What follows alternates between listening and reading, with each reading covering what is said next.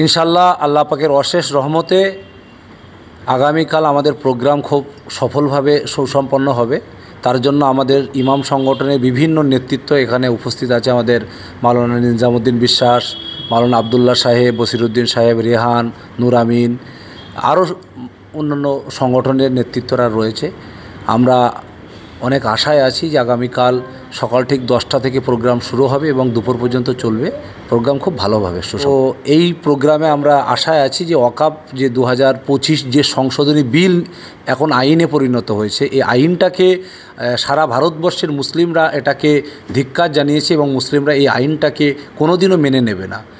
সারা ভারতবর্ষের মুসলিম সম্প্রদায়ের মানুষ তাকিয়ে আছে বাংলার মাননীয় মুখ্যমন্ত্রীর স্ট্যান্ড পয়েন্টটা কী থাকবে, তার সরকারের স্ট্যান্ড পয়েন্টটা কী থাকবে। মুখ্যমন্ত্রী তো ঘোষণা করেছেন তিনি এই বিল লাগু করবেন। আমরা চাইছি যে মাননীয় মুখ্যমন্ত্রী নিশ্চিতভাবে কালকে এসে আরও কিছু পজিটিভ ঘোষণা করবেন এবং পশ্চিমবঙ্গ বিধানসভায় একটা প্রস্তাব নিয়ে এসে, যেমন এনআরসির সময় উনি নিয়ে এসেছিলেন, এবং তিনি নিশ্চিতভাবে বাংলার সমস্ত সম্প্রদায়ের মানুষের সাথে তিনি আছেন এবং থাকবেন। আগামীকাল নেতাজি ইন্ডোর স্টেডিয়ামে ওখানে ইমাম মুয়াজ্জিন ও বুদ্ধিজীবী সম্মেলন, সেখানে প্রধান বক্তা হিসেবে উপস্থিত থাকবেন আমাদের রাজ্যের মাননীয় মুখ্যমন্ত্রী মমতা বন্দ্যোপাধ্যায়। বিশেষ অতিথি হিসেবে থাকবেন কলকাতার মেয়র ও পৌর নগরায়ণ দপ্তরের মন্ত্রী মাননীয় ফিরহাদ হাকিম সাহেব। এখানে রাজ্যের ইমাম মুয়াজ্জিন সাহেবরা, বিভিন্ন বিশ্ববিদ্যালয়ের প্রফেসর থেকে শুরু করে ইসলামী স্কলার, বুদ্ধিজীবী সবাই ওখানে থাকবে। মুখ্যমন্ত্রীর কি দাবি রাখবেন?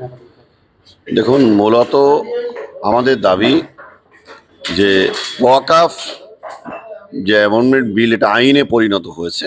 আমরা আশা করছি আমাদের মাননীয় মুখ্যমন্ত্রী বিধানসভায় উনি এ বিষয়ে বিল পাস করবেন। আমরা মূলত আমাদের যে পশ্চিমবাংলা বিভিন্নভাবে যেভাবে আমরা আগিয়ে চলছি, তো পশ্চিমবাংলা ভারতকে রাস্তা দেখায়, পুরো ইন্ডিয়াকে রাস্তা দেখায় ভারত। তো সেই দিকে আমরা যেভাবে বড় প্রোগ্রাম করছি, আশা রাখছি ভারতে অন্য কোথাও কোনো মুসলিম সংগঠন কোনো রাজ্যের সিএমকে নিয়ে করেছে বলে আমার মনে হয় না। তো আমরাই প্রথম ভারতকে রাস্তা দেখাচ্ছি যে যত মুসলিম সংগঠন আছে এখানে, আমরা ইমাম মুয়াজ্জিন, বুদ্ধিজীবী সংগঠন, আরও যত মুসলিম সংগঠন আছে, আমরা সকলকে একত্রিত করে নেতাজি ইন্ডোরের মাধ্যমে আমাদের মাননীয় মুখ্যমন্ত্রীকে সেখানে আমরা উপস্থিত রেখে এই বিষয়ে একটা পদক্ষেপ নেওয়ার জন্য আমরা আবেদন রেখেছি। উনিও সেটা পজিটিভ বার্তা সেই সঙ্গে আরও কিছু দেবেন, এই আসার জন্য কালকে ইন্ডোরে সমস্ত মানুষকে আমাদের